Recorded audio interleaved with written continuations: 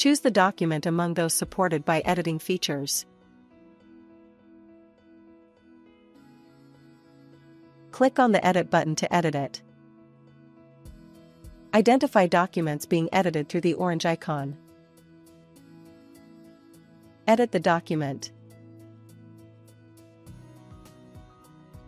Close the document and save the changes made. View the last consolidated version of the document in read-only mode without the changes. Alternatively, reopen the document for editing to continue.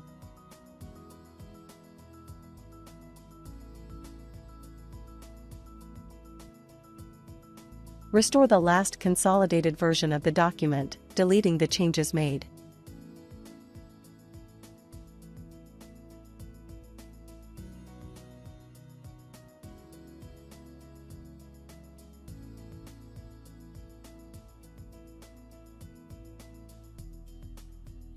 Alternatively, consolidate the document with all changes made and generate a new version.